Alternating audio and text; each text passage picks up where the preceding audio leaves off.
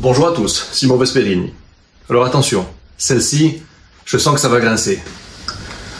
Donc nous apprenons, à travers un certain nombre de médias, que 3 agents immobiliers indépendants, j'ouvre les guillemets, 3 agents immobiliers indépendants.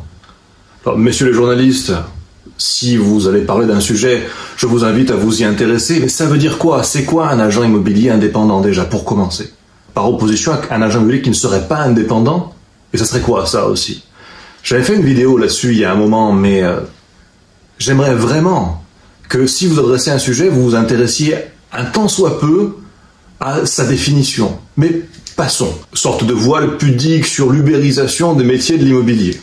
Donc, ces 3 agents immobiliers indépendants qui décident, pour protester contre les mesures gouvernementales qui les empêchent relativement largement de travailler, puisque aujourd'hui il est interdit en France pour les professionnels de l'immobilier d'effectuer des visites, en signe de protestation, le poing levé, tel Malcolm X, eh bien ils décident de se foutre à poil en photo sur Facebook.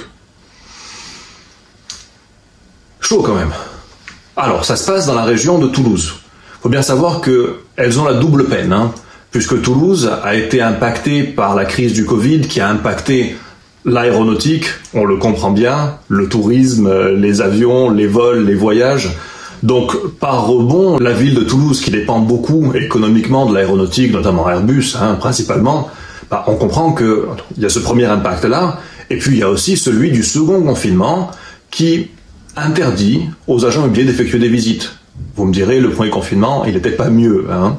Mais là, c'est vrai qu'on a un ciblage spécifique de certaines professions, de certains métiers jugés non essentiels. Pas comme Amazon, vous voyez. Amazon, c'est essentiel. Par contre, l'agent immobilier ou le libraire ou le chausseur, ça, pas essentiel. Désolé. Transfert de richesse, navré. Donc je peux comprendre et je partage et je soutiens leur ressenti et leur désarroi. Effectivement, le présent est peu joyeux et j'imagine qu'on s'avance vers des lendemains qui vont être aussi difficiles pour elles. Là-dedans, en tant que confrère, je m'associe totalement. Au-delà, bien, en lisant cet article, je suis déjà surpris d'avoir leur nom écrit en gras et au début. Peut-être que c'est aussi un moyen de se faire de la publicité. Bon, on sait que le sexe fait vendre, On l'utilise pas souvent dans l'immobilier, et d'une façon, je le regrette, Donc, oui, pourquoi pas? Ça fait le buzz aussi, on fait parler de soi. Et en même temps, les professionnels de l'immobilier, depuis 1 mois maintenant, se plaignent de la situation. Sans grand effet. Voyons si le fait de se dévêtir porte ses fruits, j'en doute. Mais est-ce vraiment une façon de revendiquer son droit au travail? Est-ce vraiment une façon de revendiquer le droit d'exercer dignement sa profession, en se déshabillant, quand on est une femme?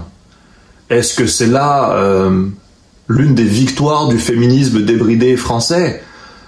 Écoutez, je comprends pas, je suis d'un autre temps, disait Léo Ferré, je suis d'un autre pays que le vôtre, d'un autre quartier, d'une autre solitude. Et là, clairement, je me sens seul. Si je dois résumer la situation, en France, quand des journalistes se font assassiner à coups de Kalachnikov, on a un crayon. Quand une jeune fille se fait violer et égorger, on organise une marche blanche.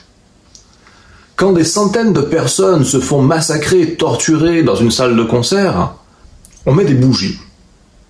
Et puis quand le gouvernement nous interdit de gagner notre vie, tout en maintenant les charges, parce que le fait de les décaler à quelques mois, voire d'accorder des prêts qu'il va falloir rembourser quelques mois plus tard, ça ne résout pas le problème. Il va quand même falloir payer avec l'argent qui n'a pas été gagné.